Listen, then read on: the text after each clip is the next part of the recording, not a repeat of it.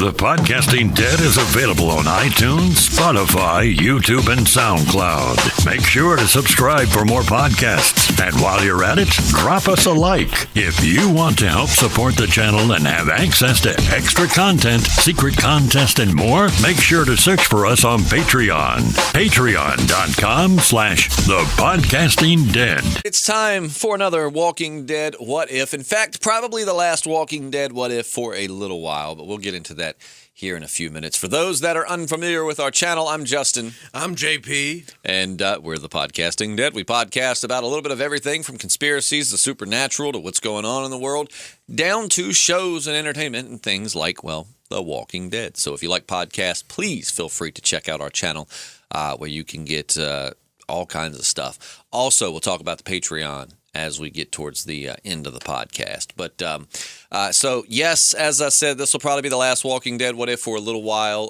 The main reason being is that I think we've oversaturated Walking Dead What Ifs. Now, granted, we brought it back from viewer request. We had a lot of people wanting it. But I guess there really are it's only but so many things you could wonder what if, I guess, in the Walking Dead world. Because, like, for instance, today, I think we only really have like 2 Walking Dead What If scenarios in the comments section versus, a month ago where you'd have so many we couldn't even get them all into one episode. So we might make it like a once or twice a month thing. But for those longtime listeners, please just give us some guidance in the comments and let us know what you think about possibly cutting down the amount of Walking Dead What Ifs per month. And once the show comes back on, that'll fuel a whole lot more. You know what I mean? Yeah. But in the meantime, JP, hit us with that first Walking Dead What If scenario. Oh, boy, we've got someone that I think you'll relate to a lot. It's Just a Skeptical Gamer. Isn't that fun? I used to use, I think one of my names was Just Incredible. There was a wrestler that went by that name. Really? He was Just Incredible? He was in the ECW, and he might have had a brief stint in WWE. You mean I'm not unique creative? Well, unless someone else beat me to before him. I came up with it back in like 2001 when I was creating like my very first email so I could set up my ICQ account. Shows my age. He was wrestling throughout the 90s, so... But Just a Skeptical Gamer, first off says, I love your podcasts and I appreciate your work. Keep it up. So thank you. You're a beautiful person. Gamer. And here is the what if. What if the governor fought with Alpha and Beta? Who would come out on top? We're talking about the governor at the height of his power. He's got Woodbury locked down. Merle is still his right-hand man. And now come lurking the Whisperers. Ooh. So we're saying the governor at max power versus the Whisperers. Which, would you say the governor was at the height of his power at the height of Woodbury or afterwards when he had his little group and he had the tank and stuff? Because that tank was pretty bad. I was going to say, I think that group did a lot more damage to the prison than his Woodbury group. I mean, remember at one point in Woodbury he was recruiting children to be soldiers, whereas this time he had a freaking tank. I mean, really, it wasn't as much I guess they maybe could have drove a truck through the fence or something, but no, I don't know. That is a very good question. I mean, on one hand, I want to say when he had the tank, that's probably he had a tank. Yeah. He blew that prison to bits. I mean, without the tank, he could have maybe driven a heavy truck through it, but he probably wouldn't have caused near as much. The prison might have been salvageable. But that tank just blew holes all in that bad boy, and it was just pretty much useless. So I think because of the tank and the fact that he had more adult troops and wasn't at the point of recruiting child soldiers, that probably... it's hard to say. 'Cause the only thing they didn't have with that group is they didn't really have like a place to call their own. They didn't have like a walled, place. Yeah. Man, that's tough. That is tough. That is tough. Well, and two, you got to consider the fact that, really, in all reality, had he have planned it a little bit better, he could have won. I mean, he basically killed Rick, granted, I know Rick had a messed up hand. Rick had been grazed by a bullet when the shootout started. But regardless, in that situation, he technically killed Rick. I mean, he had him dead. I mean, Rick was letting go and going into the light. He had his hands around his throat, and Rick just quit fighting. Like, Rick was done. Had Michonne not been able to sneak up behind the governor and put her sword through him, I mean, Rick would have died. Yes. So, I mean, there's a good chance that had he have just taken a little more time in the planning, had someone watching his back, just things like that, that he could have absolutely wiped the group out. I mean, you know what I'm saying? Yeah. They definitely, though they technically lost. I mean, they almost took our group out. Bob got shot. Yeah. Herschel died. Like I said, man, or like Michonne. I mean, if he wouldn't have let her roll away and killed her, he would have, So, I mean, I think if the governor would have put more, because that's the governor's biggest problem and why I think Alpha would beat the governor. So I'm going to give it out right there. I think the Alpha would beat the governor. Oh, wow, you're putting it out there. Oh, no, because the governor reacts too strong with his emotions. Like the Alpha, I mean, we're not saying she's not emotional, but we know that Alpha's very well thought out. Very well. I mean, look at how she infiltrated the kingdom and like her whole, I mean, Alpha is very strategically minded and she's able to kind of push anger and things like that. I mean, again, I'm not saying we didn't see that from her, but at the level of the governor, anytime the governor was challenged or put in a situation, he flew off the handle. We've seen Alpha keep her composure in times of high stress and still be able to remain calm and plan and do these things. So I think due to the governor's emotional state, I think the Alpha, the Whisperers would take Woodbury. And plus, you got to think, back at that point in The Walking Dead, they've never experienced anything like that.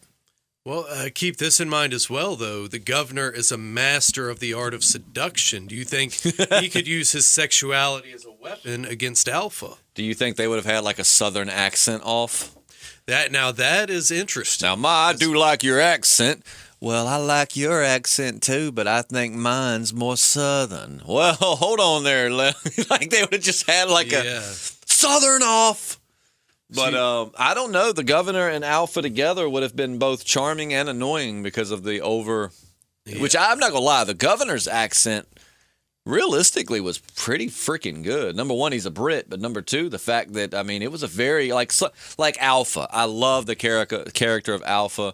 I think the actress did an incredible job. But I mean, like those of us that live in the South know, you don't really meet many people who talk like this, especially being in Alexandria. Yeah, you know what I mean? You're like, gonna have to go deep south. Yeah, you got to go on down past Virginia and cut your way down through Georgia and South Carolina and all of that. Alabama. But the governor's accent I thought was pretty good. Yeah, man, he didn't lay it on too thick. It was a nice one. Like, I know people who talk like the governor. Yeah. You know what I'm saying? Like, that definitely, you can hear it in their voice. They're Southern, but it's not, like, oversaturated, like, overlayered. But, yeah, I still think, though he is definitely, and I mean, he's very deceitful. I mean, he definitely could maybe, but Alpha's always on the defense. I mean, Alpha's whole reason for pretty much wanting to take out the other group was that they were a threat on their territory. So I don't know that he would ever be able to gain Alpha's trust. And yes, I'm hearing the people say Negan did, but Negan had a lot more going, I think, in that way. I think that the way Negan seduced her was not any kind of way how the governor would have tried to seduce her. No, and he's not going to like leave his people and infiltrate the way that Negan did. I really think it'd be a closer fight if say the governor still had Merle as his first lieutenant. I think his first raid on the prison would have went a lot different if he had Merle at that point. Yeah, but you just got to think, man. Merle would have never. I just don't. He could have seduced Alpha. Well, no, it's not that. I don't think that I don't think Merle would have. I don't know, man. Merle's done some messed up stuff, but I mean, we know that Merle loves his brother very much, and I just can't imagine Merle, even if he had a plan to try to save Daryl, would risk letting a guy roll up with a tank and blow it to, just blow it to smithereens with the chance that his brother could be killed in that. Even if it was a ruse, there's no guarantee in your brother's safety. So I feel like I don't know. I feel like it would have went about the same. Yeah, well, I think just like the first, when he just ran in and they shot at their feet and they all ran away, I think if Merle had been in on that, things, that first raid might have been a little bit more successful. I don't know. Merle's the character that I wish really could have made it a little bit longer. Like, I definitely feel like that character had to die at some point. He was definitely, you couldn't have he and Daryl in the entire show because they're pretty much going very similar story arcs. Redneck, racist, white trash turned lovable neighborhood watch. And it's like, so I get Merle would have to die at some point. I just wish he could have made it like another season or two. Yeah, I'm telling you, man, I think it would have been way more interesting for Daryl to have died and for Merle to stick around. Yeah, I do like our Dare Bear, but it would have been interesting to see how Daryl's death would have changed Merle. Yeah. You know what I'm saying? Because Merle's death, I mean, it changed Daryl to an extent, but you got to think Daryl was already past his point of change. I mean, the people on the bridge that Merle wanted to rob after they saved him and stuff, and Daryl wouldn't let him. Like, Daryl was already, but Merle still had a lot of growing to do. Up until he sacrificed himself, he really hadn't shown, he hadn't had as much growth, you know what I mean, compared to Daryl. So, yeah, I definitely think it would have been interesting to see if perhaps he would have tried to have been a better person. I mean, you would have had this character. Like, Daryl hasn't really struggled with his past, you know, like slipping back into doing bad things. I mean, Merle, so many cool plot points you could do with a character like Merle. I mean, so many chances for him to slip back into being who he was beforehand, you know. Like, maybe Rick lets Merle stay with them only because of Daryl dying. Like, basically, the only reason I'm letting you stay with us is because I know it's what your brother would want. You know, that would have been really cool. But no, I think the Whisperers would kill the guy. I think the Whisperers would take the governor and them. It would be interesting to see. But now that I got Merle on my mind, man, I would have much rather seen him cross over to Fear than Morgan. I think that would have been way better. Yeah. And don't get me wrong now. I'm not saying the governor didn't have some good strategy. I mean, they took out a whole trained military platoon. I mean, he definitely can strategize. The problem is when when everything doesn't go according to plan, that's where I think Alpha has the upper hand. I feel like the governor, just when things don't work out, he's kind of like a child throwing a temper tantrum. He just loses his stuff. Yeah. And I feel like that recklessness is what Alpha would be able to exploit and take advantage of. Because we've seen Alpha. Alpha's been called out in front of everyone and kept her composure and then took a chain and cut a girl's head off. And, you know, so, I mean, we know Alpha can face adversity and still maintain somewhat of a level head, where the governor, when things don't go right, he just loses his shit. Beta hand-to-hand with the governor. Who are you calling? Oh, Beta would destroy. Oh, yeah. The governor was a formidable foe. I mean, he definitely handed Rick his ass. And again, remember, Rick was injured. I mean, Rick had a broken hand or messed up hand and had been shot in the leg. So I definitely think had Rick been at full power, he definitely would have given the governor a little bit more run for his money. But we know the governor, I mean, he handed Merle his ass. Yeah. So we know the governor's a good hand-to-hand combatant. I just don't think he could deal with the brutality of Beta. I think Beta just is. I don't think there are many characters that would take him hand-to-hand. Yeah, I don't know. I just really, one of the things I'm the maddest at the Walking Dead writers for doing in recent history is killing off Jesus. And I know that the actor wanted to leave the show, all of that. But my thing is, man, like, here we go. I mean, we kind of got a little bit of that with Rosita. You know, she was like the smaller person that kind of hung in there with Beta fist to fist. But, I mean, like, this is where Jesus would shine. I mean, you got this big, formidable foe that nobody can take, and then Jesus is not a big guy, but we know he's a skilled hand-to-hand combatant. This is where the Jesus versus Beta would have been awesome, because Jesus was just slick, and I'm telling you, man, there's so many things, and I mean, I feel like it's like that way with every show, but there's so many things. But Jesus being utilized is probably, because I've told you before we even started this podcast all those years ago that Jesus was one of my favorite characters in the entire comic. I loved him, and when he was coming to the show, man, I was so excited, and then just so disappointed. And I know for those frequent listeners, like, we hear you fuss about this a lot, and I do. But Jesus was so underutilized. Look at how he could have shined during all of this. No, they didn't do anything with him. No, you gave him didn't do anything. I mean, his introduction was cool. You had the semi showing what he could do when walkers invaded the hilltop, during the all-out war. And then we had the fight with him and Morgan was pretty sweet. Now, that was probably one of my favorites. But I'm like, dude, you got this badass. He's acrobatic. He knows martial arts. Hell, in my opinion, he's almost as strong of a leader as Rick, as far as he's just got his wits about him. I mean, realistically, Jesus could have led those people if Rick were out the picture. Jesus was just one of the best rounded characters in the comic, I thought. And, I don't know. I just think that the way they used, I would love to see a Jesus versus Beta, like in an open field, though. Because, of course, when you got somebody that big, that took martial arts. It's certain things you can do, but when you got someone that big of a size difference, and they get you cornered. You might have a few grab their nuts, bite their throat, but there's a good chance that they're just going to wrap around you and you're done.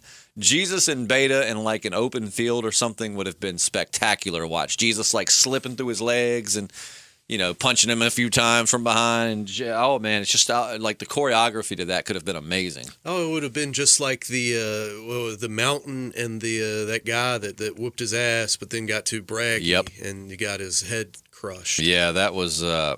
I forget his name, but Martell, I feel like Oberyn Martell. I feel like it would have been a lot like that. Oh yeah, man, that's just one of those. The whole time like he's whooping his ass, and you're like, this is going too well. And then he gets too arrogant at the end. He should have just put the spear through his throat, avenged his sister. Tyrion would have gotten away scot-free, and everybody would have been happy. But no, he had to brag, and then we got Zombie Mountain. But who would be terrifying on The Walking Dead? Can you imagine if, like, the Zombie Mountain, like a portal opens up, right? Mm-hmm. Like, I don't know, they're doing some kind of magic, and it opens a portal to the Walking Dead world, and the Zombie Mountain steps through. Like, this is a walker nobody can mess with. He would beat Beta's ass, because, I mean, what? He got, like, stabbed in the face, and it did nothing. Like, you pierce his brain, it doesn't affect him. Yeah, ugh. Maybe that could have happened at, like, a Dragonfly Ranch or something. You talking about what we've talked about, Stardust Ranch? Stardust Ranch, yeah. I don't know why I thought Dragonfly. He's referencing a Weird Wednesday cast we did last week. If you haven't checked it out, check it out. We talk about Stardust Ranch, which is kind of very similar to Skinwalker Ranch, but it just doesn't get as much attention. Yeah, there's portals. Definitely worth checking out. But anyways, back to The Walking Dead. But yeah, I still, going back to the main question, I know I digress a little bit there. I think that Alpha would beat, which, I mean, you got to think, though, man. I mean, you really have to time travel to make this happen. Yeah. Because Alpha probably, like the Whisperers weren't even really probably near as formidable or even existence then, right? Yeah, I guess maybe it'd be like a scenario where the governor took the prison and it's years later and they're still hunkered down there, and the Whisperers migrate during the winter, right? So maybe they're heading down there and come across them. So I don't know. That's actually a really good scenario there, because they do migrate. I guess they go to their beach house in Florida and wait out the winter, but they would have to cut through. I mean, if you're going down the coast, you're going to eventually go through Georgia. Yeah. So that does make sense. Now that completely changes everything. So we've kind of got like a two-part what if question here. Because if he's made it that long, if he took the prison and he's still running stuff, and let's just assume he's still in power all these years later, then the governor might have it, because the governor, I imagine, would have amassed a much bigger army at this point. He's got a prison that he would have put his people to work rebuilding and resecuring, in which his people could flourish. He could have more people because of the safety he can offer them. So I don't know. I mean, I still think strategically Alpha's got him. But at the same time, the governor might have the numbers. And we know the governor's brutal. He wouldn't pull this, like, diplomatic bull crap. The governor would just be like, I won't, like, send people out, kill every walker you find. Because it could be one of those people. So just kill them all. Yeah, and it's not much a better place to fortify than a prison. I mean, I really don't know how the Whisperers would have infiltrated that one. Yeah. So he might have had an edge there. So you kind of have like the answer is both. I mean, if the governor were to have took the prison, meaning, Rick and everyone pretty much died or got away, and he continued to build his. I think the governor. I mean, the governor just though. I mean, it's just hard to imagine even if governor did win that he would have still lasted. I mean, he still kind of had it coming. His outbursts and his emotional reactions to things always kind of put him in peril. Yeah. For Andrea, Michonne would have taken his ass out. Yeah. Yeah, it's hard to say, but that definitely could have went a few different ways. But I think like some time travel anomaly happens, and the Whisperers stumble upon Woodbury or the prisoner, the governor, even whichever was his most powerful. That camp, if they would have been in that camp, they'd have been screwed. The Whisperers would have easily just ran a horde through there and took them out. Now, if they were in Woodbury, it'd be a little bit more challenging. But one of those things where they might not be able to get them. From which I don't know, Alpha could have easily faked being like she did with the.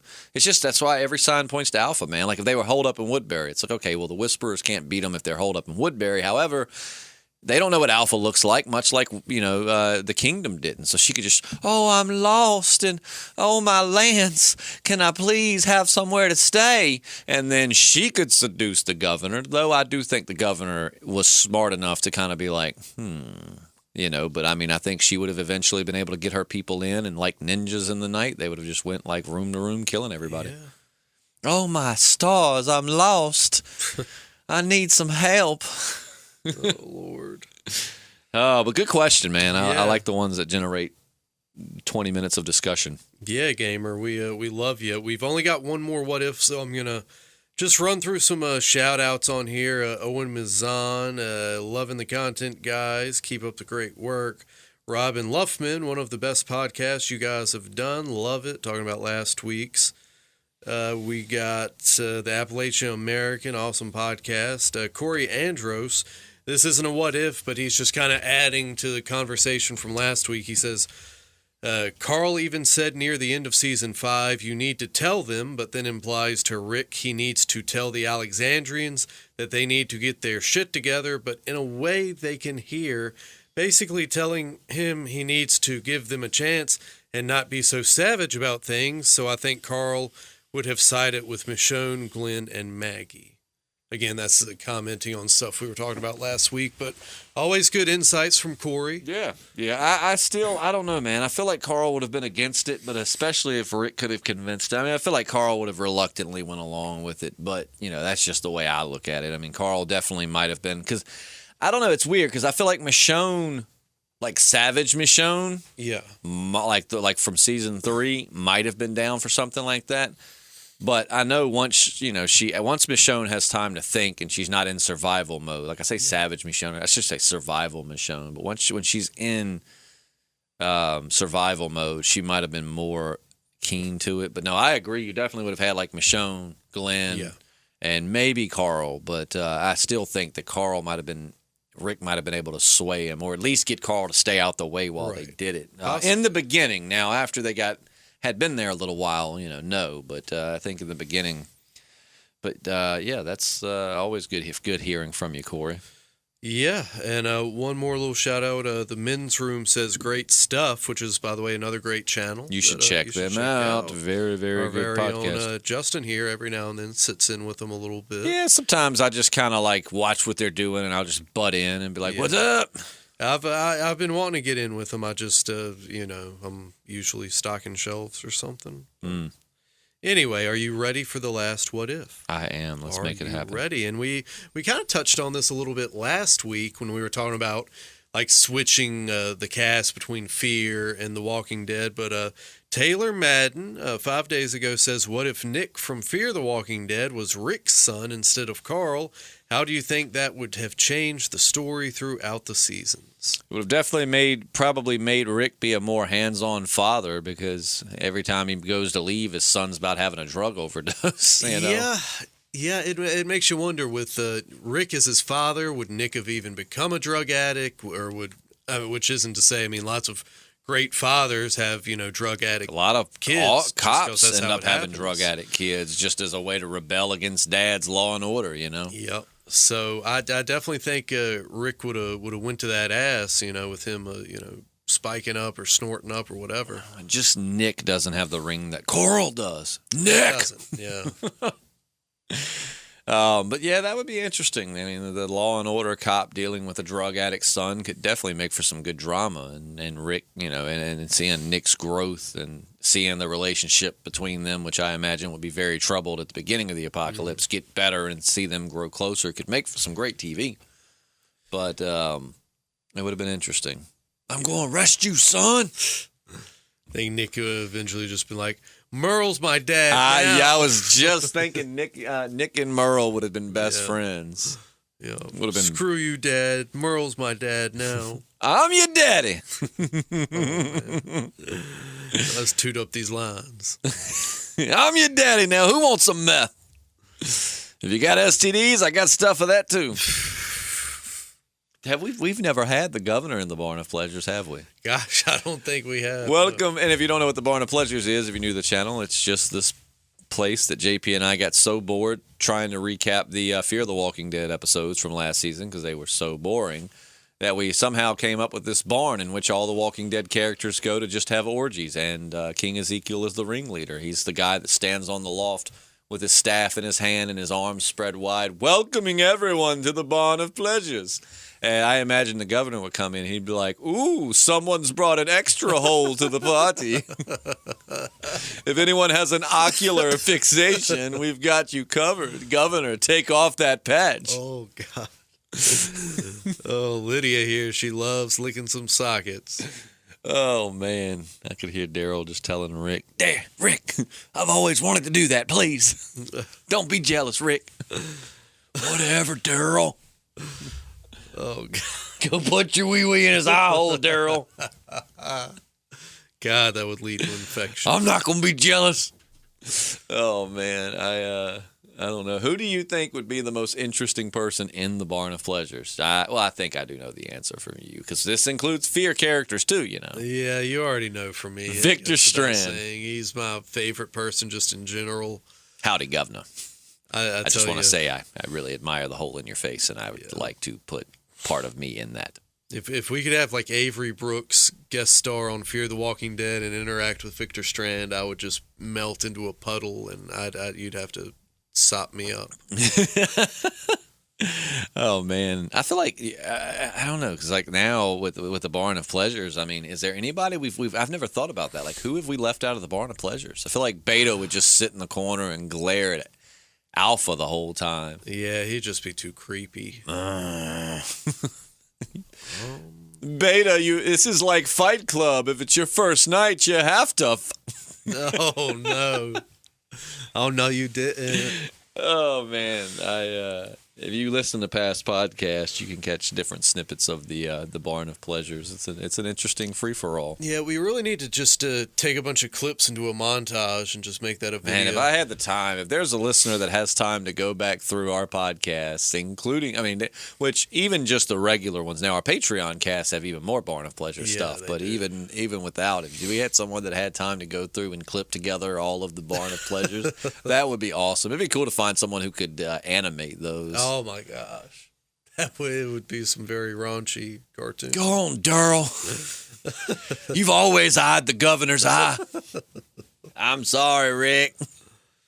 I haven't had good eye holes since 92. Oh, boy. Because you know Daryl's probably been around a rough crowd in his day. Probably so, yeah. Oh, man. I don't know. So we still, if King Ezekiel dies in the show now, does he lose his rule? I mean, I know we bring back dead characters all the time does he just get to maintain, or? I think in the universe of it's kind of like the Black Barn from Gideon Falls. I think it exists separate from space and time. So he'll be safe if he dies in the show, he really cannot leave the barn. Otherwise, he'll just vanish from existence. I'm stuck here forever. Forever in the Barn of Pleasures. Oh, man. So who do you think will die first, since we didn't have that many Walking Dead what-if scenarios? So what we're going to do at this point is we're just going to ramble about The Walking Dead for like the next 10 minutes. So being that we're kind of done with The Walking Dead what-ifs. So, if that's okay with you, JP. I'll be all right with me. I just wonder, who do you think is going to die first, Jerry or Ezekiel? Oh, boy. Well, they need Jerry to lighten up the show, but Ezekiel, I think he's going to go to some grand community, and I think they're going to cure his You think that's going to happen? I think it is, yeah. I feel like the predictable thing would be that he's just going to sacrifice himself, being he knows he's dying. But I hope that's not how it goes. I don't think so. I think he's going to make it, and I think Jerry will make it for a good long time. Maybe they'll save him to kill him the last season. You think so? Just to really, really shake things up. Give you a good old gut punch. Make people sad. And in the Barn of Pleasures, you need to note that Jerry is wearing... The only person who didn't come back from the dead for the Barn of Pleasures was Shiva, because we don't believe in bestiality. Yeah. So Jerry dresses up in a tiger costume and lays at King Ezekiel's feet, saying, "Roar, dude." Yeah. He's got a tail, the whole thing. He's got a tail. Attached to a butt plug. And it works fine. I got a tiger by the tail.